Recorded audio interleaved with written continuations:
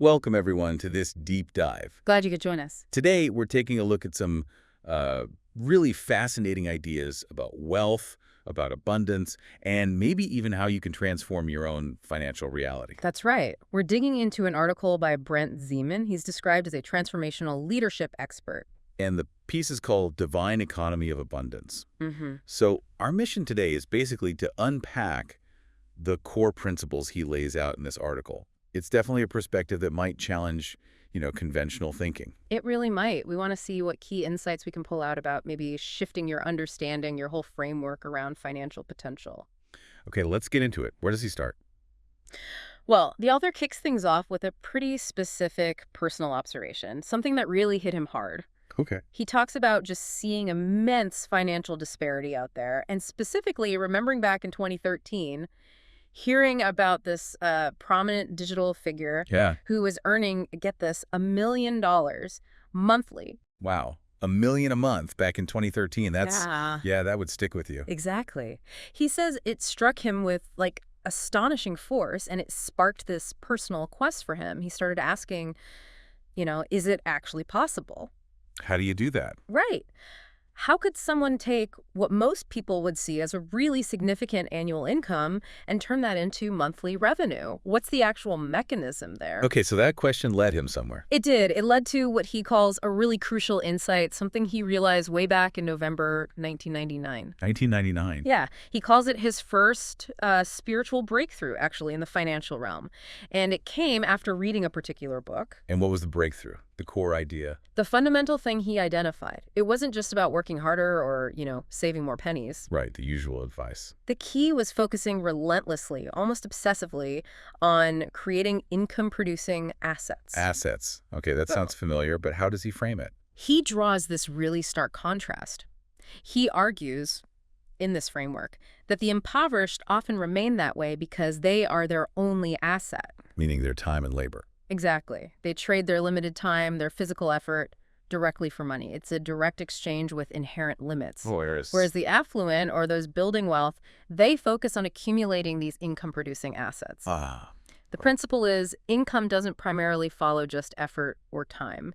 Income follows the assets. So the more assets you strategically build up and put to work, the greater the potential income flow from those assets. Yeah, it's a different game. Okay. Now, this next part, this is where it gets, maybe a little wild.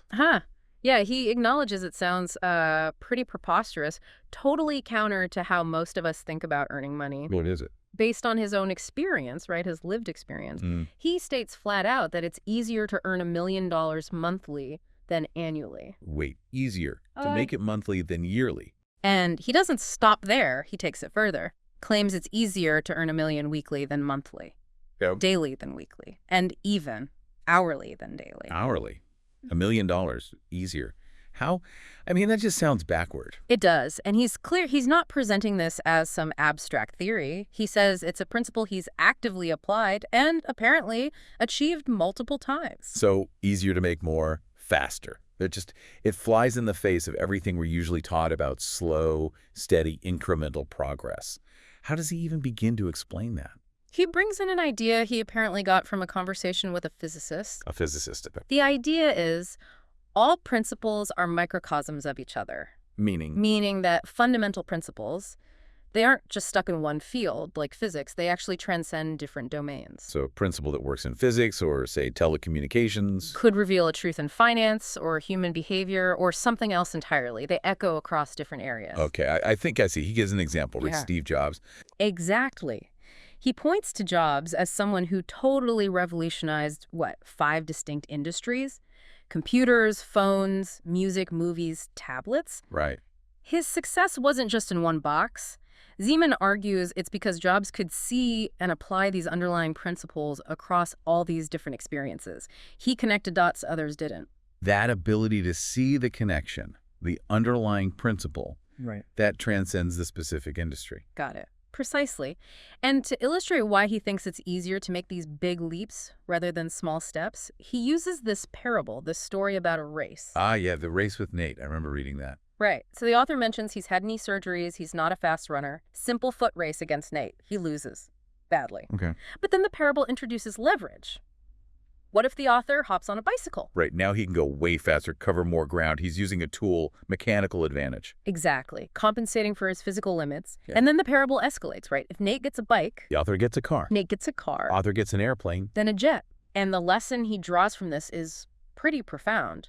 You can always compensate in leverage what you might lack in just raw ability or brute force. So it's not about just running faster, it's about changing the mode of transport entirely, applying leverage. That's the core idea, and this is why he asserts it's invariably easier to make great strides than these small incremental advances. But he also feels society kind of conditions us the other way. Yeah, he puts it pretty bluntly. He talks about government indoctrination camps of formal education. His words. Provocative phrasing. Very. But his point is that this system often trains people specifically for that small, slow, step-by-step progress instead of teaching them how to seek out and use leverage for significant gains quickly. Okay. And this idea of leverage and making bigger leaps, this ties directly into his main framework, doesn't it? The 5 levels of value. Absolutely. This is central to his argument. He's saying that if you want to dramatically increase your compensation, it's not about working harder within your current level. It's about learning to operate at a fundamentally higher level of value creation altogether. Shifting levels. Okay, so let's break down these levels he identifies. Where does it start? What's level 1? Level 1 is what he calls implementation. This is basically physical strength multiplied by time. Like manual labor, or tasks directly tied to your own physical output. Pretty much. He calls it the lowest level because, well, physical resources in your own time are inherently limited, finite. You can't just scale that up indefinitely. Right. You only have so many hours, so much energy. Exactly. He kind of likens it to just running financially. The only way to get slightly better results is marginal, like getting better running shoes, which he equates to maybe getting a slightly better job or a bit more education, but still within that same fundamental approach. Okay, that makes sense. So moving up from pure implementation, level 2. Level 2 is unification. This involves using management skills. It's management skills multiplied by people, multiplied by time. So bringing others into the equation.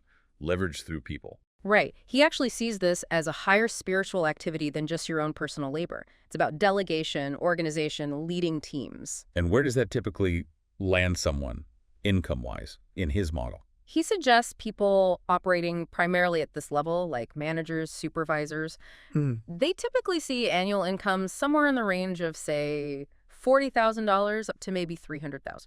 Okay. Still a big range, but definitely a step up from pure implementation for most. Now, level 3. This is where he says things really shift. Yes. According to the source, level 3, communication, is where significant wealth potential really starts to unlock. Communication. Just talking. How does that work? Well, it's using language specifically to generate income. And the potential income here, he suggests, is drastically different. It ranges from maybe $100,000 up to potentially $100 million. Whoa. Okay. That's a massive jump. Why? What's so powerful about communication, in his view, that it commands that kind of potential compared to doing the work or managing the work? It goes back to that idea that compensation isn't really based on how difficult the task is or the sheer quantity of output at a lower level. It's based on the scale and the leverage of the value you create. And communication has massive scale and leverage. Potentially, yes. Through effective communication writing, speaking, creating messages, you can influence multitudes. You can craft messages that directly generate cash flow or engage in conversations that literally build capital. He also brings in a spiritual angle here too, right? About language itself. He does. He points out that complex language is uniquely human, calls it spiritual in nature, and he draws this interesting parallel to modern currency. How so? Well, since currencies went off, the gold standard or silver standard, what backs them now, it's not a physical material. Faith, confidence. Right. It's backed by the message the currency carries, the story, the faith people place in the issuing authority.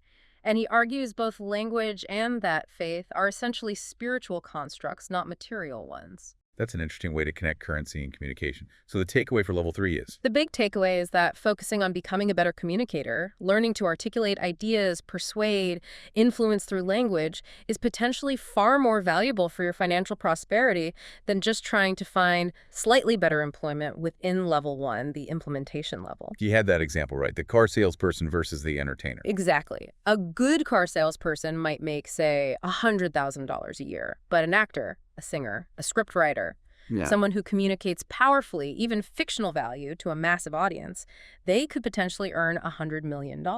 Because their communication reaches and impacts so many more people. The leverage is enormous. Precisely. It's the power and reach of their communication. So the ability to craft and deliver resonant messages, to influence through language, that's the key at level 3. Okay, moving higher still, level 4. Level 4 he calls modification. This level is really interesting. It's about the vital interplay between imagination, having the big ideas, and modification, the ability to refine those ideas, make them tangible, make them actually work in the real world. So it's like the visionary and the engineer working together. Exactly. It's bridging the gap.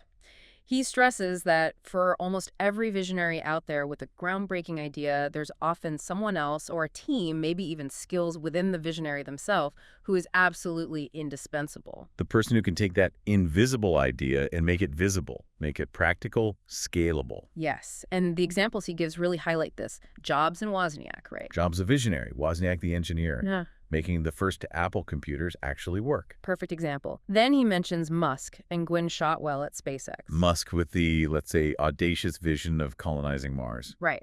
And Shotwell, as COO, her role is much more about the practical navigation, the logistics, modifying those huge dreams into achievable steps, actual milestones, making it happen day to day. You need that practical side. And Dell and Durbin. Michael Dell's ambition for innovation at his company was, Zeman argues, significantly amplified when Silver Lake Partners, led by Egon Durbin, helped modify the corporate structure through that massive leveraged buyout. It enabled the innovation Dell wanted. So that partnership, or maybe having both the visionary and the modification skills within yourself, is critical. Yeah. You need both to get from pure idea to implemented reality at scale. Indispensable, he suggests. Okay, so that brings us to the highest level in his framework. Level 5. Level 5. Imagination. Right. This is positioned as the peak. It's primarily using the power of the mind, often combined with existing capital, to generate wealth. And the numbers here. Well, according to the author, earnings at this level start around $1 million annually. Notice the currency shift there, perhaps indicating a global perspective, and can extend into the billions, even trillions for large entities. Trillions. Wow. And he makes a point that individuals and companies operating primarily at this level 5, they often seem largely unaffected by things like recessions or economic downturns. Why is that? Because they've built up such immense financial momentum operating at that level of idea generation and capital allocation that they kind of ride above the typical economic waves. Okay, so just to recap his framework, it suggests that really boosting your income isn't about more effort at level 1 or 2, but about making a conscious shift to operate at level 3, communication, level 4, modification, or ideally level 5, imagination, leveraging those higher level functions. That's the core message, and he emphasizes how you make that shift. It's not just by choosing it casually. Right, he makes a distinction between choice and decision. Exactly. He points out the Latin roots. Choice implies selecting from available options that already exist. But decision, its root means to cut off. Cut off other possibilities. Yes. By making a firm, clear decision to operate at a higher level of value creation, you are essentially cutting off the alternatives, the lower levels, as your primary mode. You commit fully. And in doing so, you overcome perceived limitations? That's the idea. Because, in this perspective he's sharing, the limitations we think are external market conditions, lack of opportunity, whatever. Yeah. They actually exist primarily internally, in our thinking, our beliefs, our level of communication. So improve your thinking, improve your communication, and financial prosperity follows. It's seen as a natural outcome, yeah. Not necessarily from managing tasks better, level 2, or doing tasks better, level 1, but from crafting those resonant messages that generate cash flow, level 3, and engaging in conversations that actually build capital, levels 3, 4, 5. He gives a pretty striking example from his own world, doesn't he? To illustrate this isn't just theory for him. He does. He mentions an enterprise he's involved with where earning $700,000 a month is considered like disappointing performance. $700 K a month is disappointing. And $1 million a month is just seen as mediocrity, baseline. And he presents this not to brag, he says, but to illustrate that it's tangibly possible to drastically raise your own financial floor and basically remove the ceilings we often assume exist if you operate consistently at these higher levels of value creation. It really reframes what possible might mean. He also touches on some practical ways to operate in that communication realm, right? Like authorship. Yeah, he talks about authorship and digital communication. He notes, anyone can technically author a book. It's accessible. But the reality is most books don't sell well at all. He cites a statistic, something like less than 5% of the 500,000 books published annually in the U.S. sell more than 500 copies. That's sobering for aspiring authors. It is. His point being, just writing the book, implementation isn't enough. Right. It's the effective communication through the book, the marketing, the message, that determines its impact and financial success, operating more at level 3. And he mentioned his own digital communication effort, YouTube. Yeah, relatively recently started, he says. May 20th, 2025, launching a 5 primitives YouTube presence. And his commitment: daily videos, then aiming for twice daily videos. That's a lot of content. It is. But the principle he's illustrating there is about consistent practice and refinement within a communication medium. He suggests maybe even a decade-long commitment to something like YouTube is what it takes to really master it and see significant results. Consistent action in the communication sphere leads to improvement. So to really succeed at that communication level, level 3 and above, it's about articulating messages that actually connect with people, that resonate. Yes, and constantly working to improve those skills. Reading, observing what works, sharing your own insights and results, getting feedback. Yeah. Iterating. It keeps coming back to communication as the foundation for that high level of value creation. It seems to be. He reiterates that idea. Those who get really good at communicating powerful ideas and leveraging their imagination, level 5, combined perhaps with modification skills, level 4, they're the ones who will command the greatest rewards in this divine economy. And the potential payoff he hints at is pretty staggering. Transforming your typical yearly income into monthly income. Yeah, and potentially in, as he puts it, remarkably little time compared to the decades people might spend grinding away on more conventional paths. It's certainly a powerful framework. Yeah. It really shifts the focus, doesn't it, away from just pure effort and time. Towards leverage, towards consciously choosing which level of value you're creating at. And really emphasizing the almost spiritual dynamics of wealth creation through communication and imagination. It definitely prompts you to think, okay, where am I currently operating on that value spectrum he described? Right. And what could happen if I deliberately focus on improving my thinking, my communication skills, my ability to generate and modify ideas? It brings up a really challenging question, I think, based on this perspective. A question for you, the listener, to really consider. What's that? Are the financial limitations you might feel, the constraints you perceive, are they truly external facts? Or could they be, as this author suggests, primarily internal boundaries? Boundaries within your own thinking or level of operation. Exactly. Boundaries that could potentially be dissolved or at least shifted by making that conscious decision he talked about, the decision to elevate your approach, operate at a higher level, especially through communication and imagination. It is, yeah. That's a thought-provoking idea to sit with. Are my limits real? Or the assumptions I haven't challenged? A powerful question. Well, we've taken quite a journey through Brent Zeman's Divine Economy of Abundance today. We've explored that shift from effort-based income to asset-based income. The power of leverage over just raw ability. Those 5 levels of value. Yeah. With that strong emphasis on communication, modification, and imagination. And that potentially transformative power of making a true decision to operate differently. Really fascinating stuff. Definitely gives you a lot to chew on. Thank you for joining us on this deep dive today. Yes, thank you so much for listening. If you found this exploration insightful, or if it sparked some new ideas for you, please do give this deep dive a like. It helps others find it. And be sure to subscribe to the channel so you don't miss out on our future discussions. We really appreciate your support. We do! Until next time, keep thinking.